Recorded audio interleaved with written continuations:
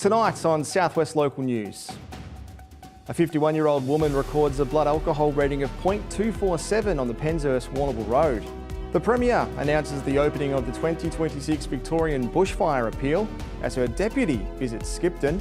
A team of CFA volunteers arrive back in Warrnambool after participating in strike teams in northern Victoria.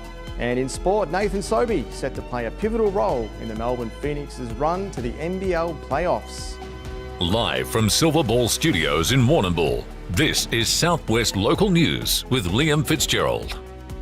Good evening. Koroit Police have expressed their disappointment after pulling over a driver who recorded a drink driving reading of 0.247. The incident happened on the sweeping bend between Kirkstall and Koroit on the Penshurst-Warrnambool Road on Sunday evening. The driver stalled the car and was then breathalyzed by police. The 51-year-old woman from Warrnambool had a passenger in the car with her at the time. Police are urging drivers to stay within the legal limits and to use a designated driver if you have been drinking. Victorian Premier Jacinta Allen has announced the opening of the 2026 Victorian Bushfire Appeal. The appeal has been set up to allow Victorians to donate to help those affected by the bushfires. All donations over $2 are tax deductible. The appeal is being run by the Victorian Emergency Relief and Recovery Foundation. Money raised will be spent on immediate assistance to those affected, as well as on regenerating the region's natural environment and wildlife. It comes after Deputy Premier Ben Carroll visited Skipton last night with the member for Western Victoria, Bev MacArthur. A team of CFA volunteers have returned to Warrnambool after being part of strike teams tasked to help with the Northern Victorian firefighting effort. They touched down at Warrnambool Airport last night and Shana Rogers was there.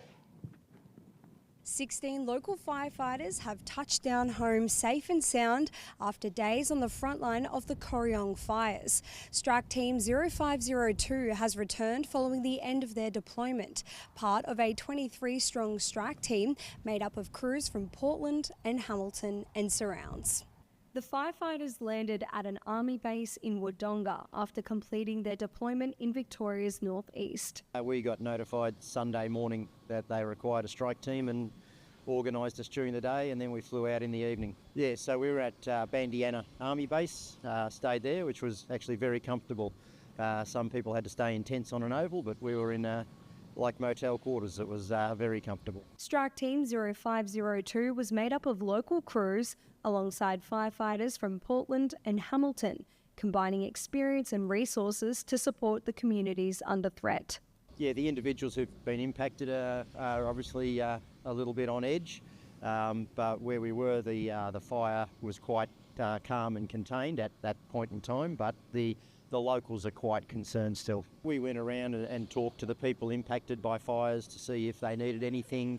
One farmer had lost all his water out of his tank for his stock, so we got some water and transferred it to him. We delivered some meals to people out in the fire-impacted area. We supported the AusNet guys with the power assessments out there as well, things like that. After days away from home, the return marks the end of an intense deployment and a moment of relief for families and colleagues waiting on the ground. It was a great team.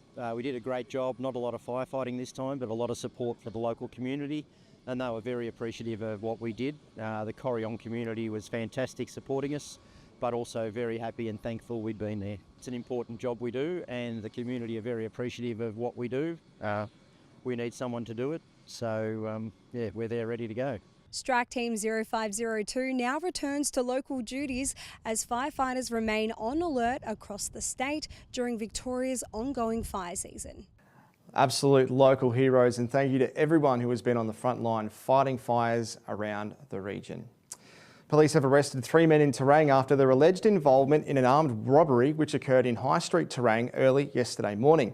Police attended an address in Grey Street, Terang, with 3 alleged offenders taken to Warrnambool Police Station, where they assisted police with inquiries. The arrests were made after members of the Terang community provided critical information which allowed police to act swiftly. All offenders relating to this offence have now been apprehended and there is no further threat to the community. Lifeline Southwest has issued a call out for clean, gently used items that can be resold at its local stores. These stores include Warrnambool, Camperdown, Colac, Port Fairy and Portland. Items such as clothes, homewares and books can be dropped off at these stores. Money raised from the sale of these items will be used to fund the 24/7 crisis support line. Warrnambool City Council is calling for continued community input into its cycling policies. Council is calling for expressions of interest from those wishing to join its cycling reference group. These expressions of interest are open until February 5th. The group will include 8 community members, a councillor and a council officer. It'll meet quarterly and advise the councillors on cyclists' needs. Well, one of the most iconic board games in the world now has its very own Southwest flavour. The Monopoly Great Ocean Road Edition is officially launched at the Warrnambool Visitor Information Centre and Flagstaff Hill. The limited edition board game features iconic local landmarks, including the 12 Apostles, Bay of Islands, Gibson Steps, Flagstaff Hill, Maritime Village and, of course, the Warrnambool Art Gallery. The game also includes exclusive Great Ocean Road themed tokens created especially for this release. Only one production run has been made with no reprints or restocks planned. The board game is priced at $69.95 and as Shana Rogers reports, it's only available exclusively in Warrnambool while stocks last. The Monopoly Great Ocean Road Edition has finally hit Warrnambool, turning some of the most iconic locations on the Great Ocean Road into properties on the classic board game. So this Great Ocean Road Monopoly is part of a collector's item. A lot of people have one from Bendigo or Melbourne or other towns around Australia. So hopefully they can add this to their collection, or maybe in the future we have a Warrnambool Monopoly as well, which they can add that to their collection too. The limited edition release features locations including the 12 Apostles, Bay of Islands, Gibson Steps, Flagstaff Hill Maritime Village and the Warrnambool Art Gallery, along with exclusive Great Ocean Road themed tokens. So the most important bit is we don't have a lot of stock. This was really a bit of a tester for us, an opportunity to showcase the Great Ocean Road in a different way that we haven't done before. So the stock is running out quite quickly. If anyone does want a Great Ocean Road Monopoly, please come down as soon as you're able and pick one up. The board is available exclusively in Warrnambool from the Visitor Information Centre and Flagstaff Hill, with just one production run and no plans for reprints or restocks. For local artist Colleen Campbell, the release is especially meaningful. After once painting her own Warrnambool-inspired Monopoly board, seeing an official Great Ocean Road edition come to life is, she says, a real delight. I just painted it for something to do. It was a thought that came into my mind and I started painting it. And then once everyone in the art group said, oh, you should make that into a board and let's do little icons of Warrnambool for the little pieces. And yeah, but that's where it stayed. It did take quite a while, but it was fun sort of working out what street I'd work in next. Had to have the silver ball, the whales, the dirty angel. You'd have to have cars hanging laps. What else would we do? Pizzas, Bojangles, and all the pubs. I think it's fantastic. Yeah, it's great. So whether you're buying, selling, trading, or trying to dominate the Great Ocean Road, this is one roll of the dice that'll certainly pay off. A true local collector's item, Southwest residents are being warned to watch for a new flu strain. The Super K flu variant is responsible for a higher than usual flu season this summer. The subclade K variant emerged at the tail end of the Australian flu season in early spring. Laboratory confirmed cases to start 2026 are over 4,000, with that number likely to be much higher. This far exceeds normal case numbers this time of year. The effects of this strain are very similar to those of a normal flu, with the super tag referring to how quickly it can spread. In good news, however, the 2026 Southern Hemisphere flu vaccine has already been updated to include this variant. The federal government is adding a new ketamine nasal spray, Spravato, for treatment-resistant depression to the pharmaceutical benefit scheme. Treatment-resistant depression is diagnosed when a patient does not respond to at least 2 forms of conventional treatment. Ketamine is commonly used in medicine and by vets as an anaesthetic. It is a dissociative drug, meaning it acts on brain chemicals and can stop the brain from perceiving pain messages. A reflection and healing gathering will be held at East Beach in Port Fairy on January 25th. The event, Nyurna Yuruk Telkuna Sit, Listen, Hear, Remember, will be hosted by Moyne Shire Council. It will feature a free bush food barbecue, welcome to country, smoking ceremony, yarning and live music. Uncle Mukai Bell, Agundi Jumara and Bowen Dickman, and representative of the First Peoples Assembly of Victoria will share reflections through yarning on treaty. And that's all in general news as we take a break on Southwest Local News. Local sport is next before your midweek 3-day forecast. Back soon.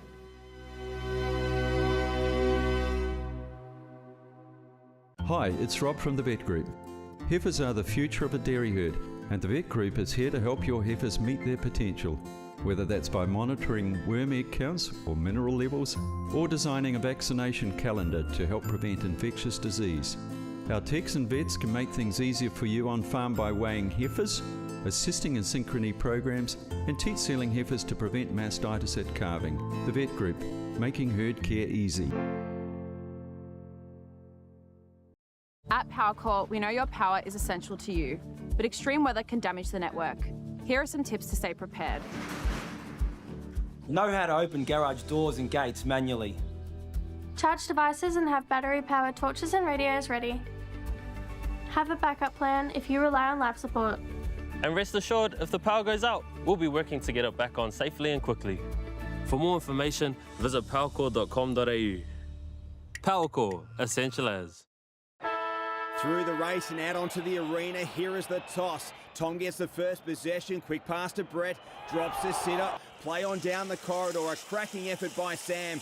Down the line to Tim with a sizzler, a turnover from Michael. Rachel gets it back, a chip kick to Charlotte, shakes off the tackle, back down the line to Sam, stacks on the mill, but he gets it out to Brett, he spins and bags a goal. Kerman's Hamburgers for the win, a fan favourite since 49. The Tyre Factory Warrnambool, more than just tyres. The team at the Tyre Factory Warrnambool not only specialise in helping you with your tyre needs, but other mechanical needs as well. The Tyre Factory Warrnambool have all the leading brands of tyre, including Hankook, Maxxis and BFG, plus a number of wheel packages and wheel alignments. Get in touch with the Tyre Factory Warrnambool for all your mechanical needs, more than just tyres. We use the Ridley team, make a phone call, I get high quality advice. We tend to have 6 weekly visits from the team where we do a full farm walk and herd health check. They check in on production and the feeding rate. It's something I don't have to worry too much about because I'm always comfortable that they will have it under control. The feed that comes out of Ridley's fully confident every day of the year that it's high quality grain or pellets. Tonight's sport is proudly brought to you by Nutrient Ag Solutions, Warrnambool and Timboon. Getting the most out of your farm. Contact the team today. Welcome back to Southwest Local News. Warrnambool expat Nathan Sobey is set to play an important role in the top of the table National Basketball League clash. Sobey's second place Southeast Melbourne Phoenix will tackle the top ranked Adelaide 36ers on Sunday in Adelaide. The Phoenix will be looking to bounce back from a loss on Sunday to the Perth Wildcats. Sobey was one player to hold his head high for the Phoenix, collecting 24 points and 4 rebounds. Cleaning up is Sobey. South Warrnambool's bid for glory in 2026 has been given a huge lift with a star former player to return. Lamont Llewell will play for Casey in the VFL this season, but has named South Warrnambool as his club to play for when VFL commitments allow. The Roosters will be hoping Llewell can play at least 3 games in the red and white, which would qualify him for the finals.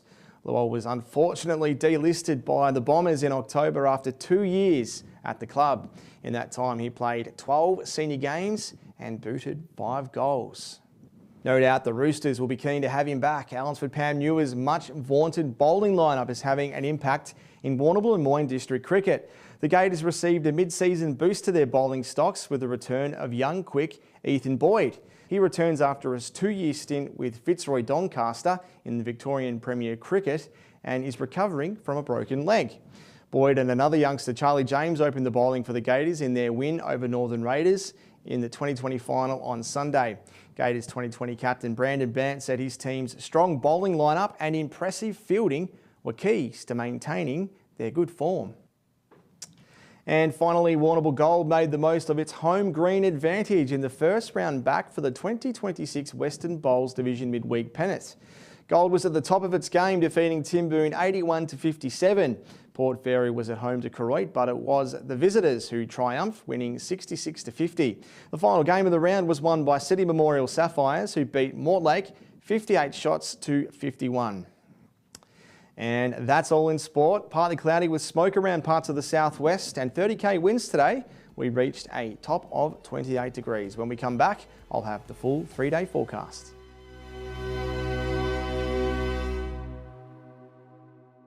At Lava Street Veterinary Clinic, our team provides gentle, professional care in modern facilities. This November, enjoy a free dental check and 20% off dental procedures. Book today. Stop by 1051 Raglan Parade. Intersport Warrnambool, a locally owned, family-run business, supports community sports. We offer a great range of boxing equipment and the best home fitness gear available. Your fitness is our focus. Our friendly team are ready to help with great advice on a wide range of sports footwear. Plus, with the latest in activewear from Lorna Jane, you'll be looking your best. Drop in, meet the team and see what's new. Intersport Warrnambool, still local, still the heart of sport.